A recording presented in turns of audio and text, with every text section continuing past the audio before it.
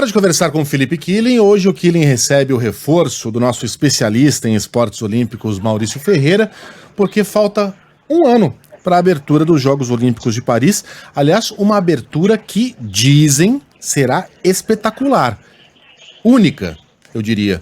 Mas eu vou pedir aos nossos repórteres, nosso correspondente, que discorram sobre o assunto. Vamos começar então pelo Killing. Killing, um ótimo dia para você. O que está previsto aí para essa festividade de um ano para os Jogos Olímpicos de Paris? Lembrando que estamos vindo de uma Olimpíada meio incompleta, né? Porque no Japão, além de os Jogos terem acontecido com atraso, aliás, no atraso não houve. Ou houve? Sim, houve. claro. Além de ter ocorrido com atraso de um ano, não houve público, né? Então a gente tá com uma sede louca de Jogos Olímpicos. Conta pra gente aí, Killing, bom dia pra você. Tudo bom, Megali? Bom dia a você, Carla, Maurício, grande abraço.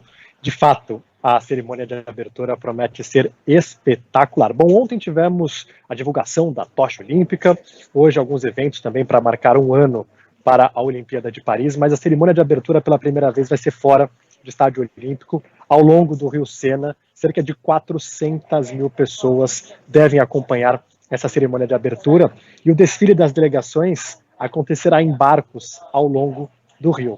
Mas é claro que existe um grande desafio de segurança. Claro que o terrorismo está na mira, mas também a violência urbana, possíveis protestos. Até por isso a França promete o maior esquema de segurança de sua história recente. Na cerimônia de abertura, mais de 35 mil policiais e integrantes do Exército vão fazer essa segurança, e durante os dias da Olimpíada, cerca de 30 mil pessoas estarão mobilizadas para a segurança. Tem também a questão do transporte. A Anne Hidalgo, que é a prefeita de Paris, tem batido na tecla para os atletas utilizarem o transporte público de Paris. Mas você imagina só, de repente, um atleta muito conhecido ou time de basquete dos Estados Unidos utilizando o transporte público? O transporte público, às vezes, atrasa. Então, será que um atleta não pode se atrasar para chegar num treino ou numa competição?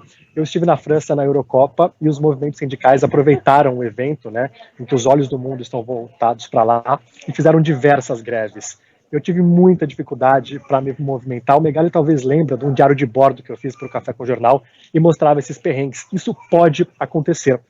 Outro assunto, né, que tem gerado especulação e também preocupação é que no mês passado aconteceu buscas e apreensões na sede do comitê organizador da Olimpíada e também na casa de 2 dirigentes. Existe a especulação, ou pelo menos a denúncia de corrupção.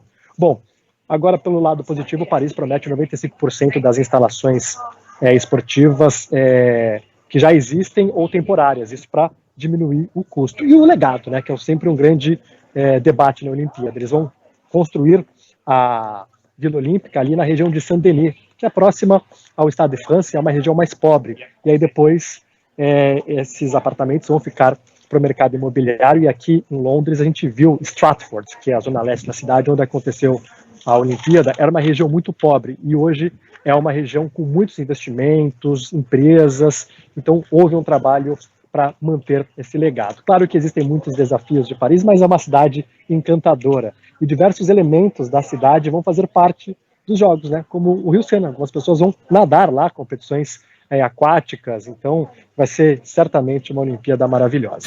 Maurício, eu estou vendo aqui, a tocha olímpica começa a ser carregada em abril do ano que vem. Vai passar 68 dias circulando por 160 locais icônicos, né? Palácio de Versalhes, Monte São Michel. A jornada começa em Olímpia, na Grécia, aí passa por Atenas, o berço das Olimpíadas. E a partir daí Olímpia. Olímpia é linda cidade. Um beijo para Olímpia, no interior de São Paulo, é lá que começa o revezamento, é uma tradição. E aí depois Grécia, né? Depois França, chega Marsella, e a partir daí vai passando por cidadezinhas francesas, inclusive os territórios ultramarinos, né? E aí que entra a América do Sul. A tocha vai passar pela Guiana Francesa, aqui pertinho do Brasil. Além de Guadalupe, Martinica, Ilha da Reunião e Polinésia Francesa, até chegar a Paris no dia 26 de julho para a cerimônia de abertura. É uma Olimpíada que vai utilizar bastante a cidade como palco, né, Maurício? Acho que a ideia é encantar pela beleza mesmo que Paris oferece a seus visitantes. Bom dia para você. Onde o Maurício tá, em que linha? Na 6? Peraí, Maurício. Então peraí. Algum botãozinho tem que ser apertado aqui. Foi? Diga. Bom dia, Maurício. Tudo bem, Megali? Bom dia a você, a Carla, o Killing, a todo mundo que acompanha também a Band News FM. Exatamente, né? O foco muito voltado à cidade de Paris. O Killing destacou essa cerimônia de abertura no dia 26 de julho de 2024 no Rio Sena e vai muito de encontro ao slogan dessa Olimpíada de Paris 2024, que é fazer e promover uma Olimpíada sustentável. Então já houve todo um planejamento, serão 50 barcos ao longo dessa cerimônia de abertura, tudo isso contribuindo para a primeira cerimônia de abertura a céu aberto, fora de um estádio. E quando a gente fala dessa contagem regressiva de um ano para os Jogos Olímpicos, claro que estamos levando em consideração a cerimônia de abertura no dia 26 de julho, isso porque serão 19 dias de competição, então as competições, as modalidades esportivas já se iniciam no dia 24 de julho. Tem futebol, tem rugby 7, no dia 25 também já tem handball, começa a competição do tiro com arco, no dia 26 a cerimônia de abertura, e aí no dia 27 o bicho começa a pegar para valer, porque já são 14 eventos que vão distribuir as primeiras medalhas de ouro, então,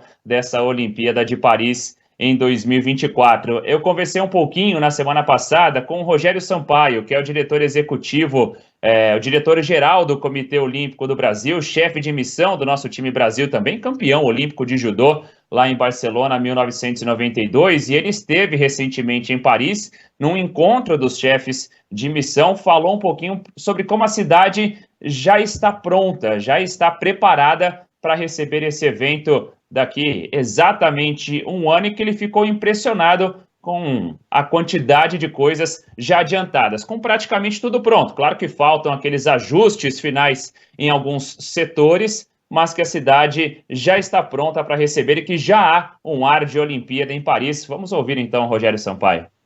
Paris já respira o ar dos Jogos Olímpicos de 2024, né? Então as instalações esportivas já estão, as que não estão prontas, já estão quase em fase de entrega, né? Todo o planejamento, desde por onde o atleta vai passar, como é que ele chega no dojo de competição do judô, no local de competição da natação, de onde que ele sai na piscina de aquecimento, qual o trajeto que ele faz, as questões de segurança, Vila Olímpica, transporte, credenciamento. São tantos detalhes que a gente teve nesses 4 dias de reunião, né, e as visitas também aos locais de competição, que para mim foi um grande aprendizado de Jogos Olímpicos. E claro que a gente fala muito também da cidade de Paris, mas não fica tudo restrito à capital francesa. Você disse, né, Megali?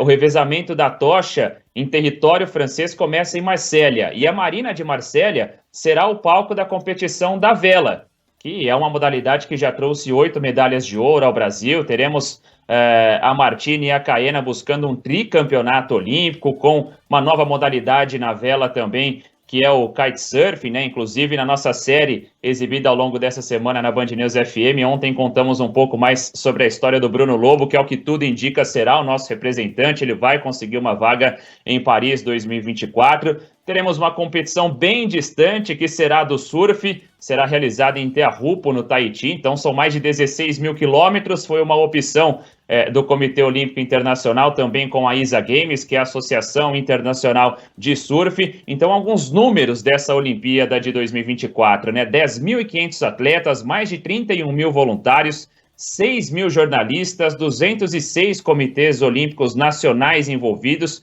tudo isso distribuídos aí, então, em 329 eventos. E o Brasil tem uma missão, que é superar o número de classificados em relação a Tóquio 2020 e 2021, né? Uma Olimpíada muito atípica pela questão da pandemia, com muitos atletas com dificuldade de classificação, de treinamento durante aquele período em que tudo foi paralisado, mas o Brasil foi a Tóquio com 301 representantes. Conquistou o maior número de medalhas da sua história, com 21 subidas ao pódio, e também igualando o recorde de medalhas de ouro lá do Rio de Janeiro, com 7 conquistas douradas. Hoje, o Brasil já tem 43 atletas classificados, Mas quando a gente fala desses 43, não são individuais. Tem, por exemplo, o futebol feminino, que já contempla 18 jogadoras, e também o rugby feminino, que são mais 12 atletas. Além disso, já temos outros 6 no atletismo, tem a Paola Reis também no ciclismo BMX, nos saltos ornamentais, a Ingrid Oliveira e também o Isaac Souza, no surf com a Tatiana Weston Webb e o Felipe Toledo, e também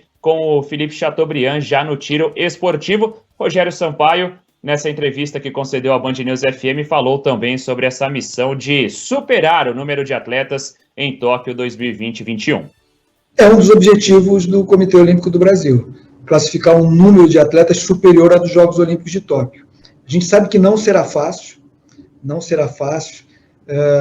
principalmente algumas modalidades coletivas, não que a gente veja dificuldade, mas, como você falou, os adversários também estão se preparando e, às vezes, uma modalidade coletiva que não classifique são 18 atletas a menos, são 12 atletas a menos, né? Isso dificulta que a gente supere o número de atletas de Tóquio. Nós estamos trabalhando com muita atenção em todas as modalidades, todos os atletas. Nosso objetivo é fazer amanhã melhor do que fizemos ontem.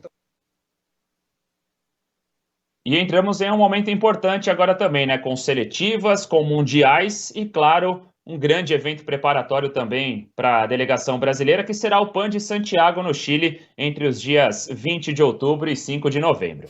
O Killing e o COI, e veja, não estou dizendo que o COI seja uma instituição idônea, porque não é mesmo, né? Aliás, o que não falta é escândalo por ali. Mas o COI não caiu no canto da sereia ainda dos países endinheirados do Oriente Médio, né? Veja quais foram as últimas Olimpíadas. Pequim, Londres, Rio de Janeiro, Tóquio, agora Paris e a próxima em 2028, Los Angeles. O que não significa que os árabes não estejam, o que não significa que os árabes não estejam tentando, né? Criar ali um polo esportivo mundial, enfim, dominar o mundo. E um dos assuntos que o Killing separou hoje são esses investimentos da Arábia Saudita, trilionários, para atrair atenção mundial e realizar aquilo que as pessoas chamam de sports washing, né, Killing? Exatamente, eu acho que o The Guardian escutou nossa rádio ontem, a gente falando sobre esse assunto, porque hoje deu uma matéria extensa falando sobre o movimento na Arábia Saudita de usar o fundo do país, né, de 700 bilhões de dólares para investir em esportes, em várias modalidades, para tentar mudar a imagem internacionalmente da Arábia Saudita e também maquiar algumas acusações de falta de respeito aos direitos humanos. Depois da morte de Jamal Khashoggi, aquele jornalista da Embaixada da Arábia Saudita na Turquia, muitas empresas e países quiseram se distanciar do regime da Arábia Saudita.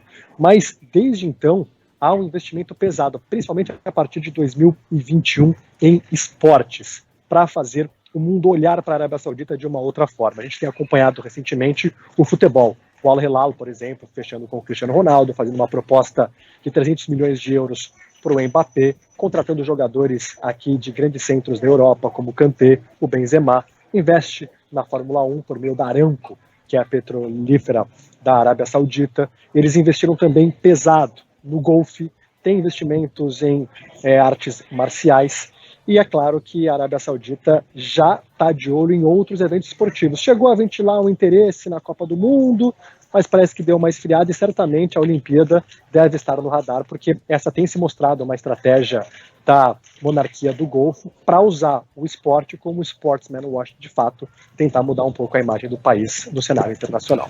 Maurício, obrigado por ter acordado cedo, meu irmão. Até a próxima.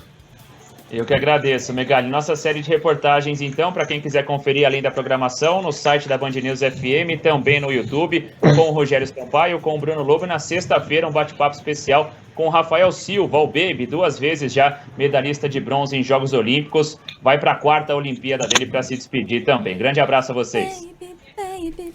E a gente segura você um pouquinho mais, Killing, só para a gente comemorar o aniversário aqui. Vai, número 1 ou número 2, Megali? Você quer a sua, né? Eu quero que eu pedi, tá vai, bom, vai. Quebra essa. She was unfaithful, cheated me cruelly. Where is the mercy? Where is the love?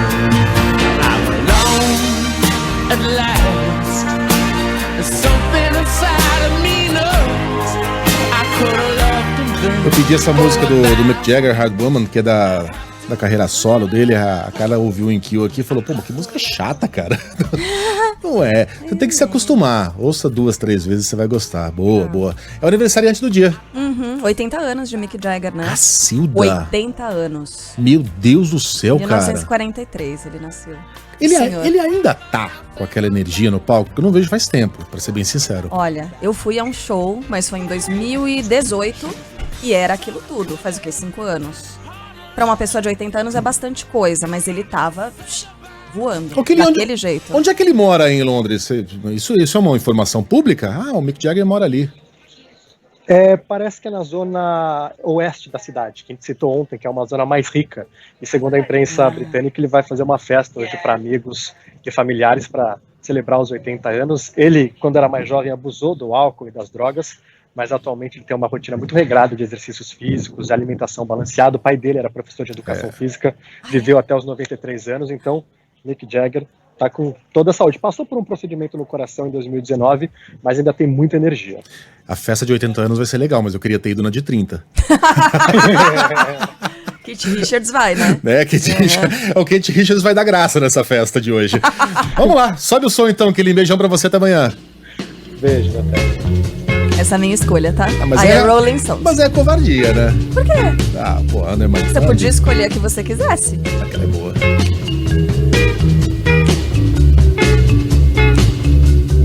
Under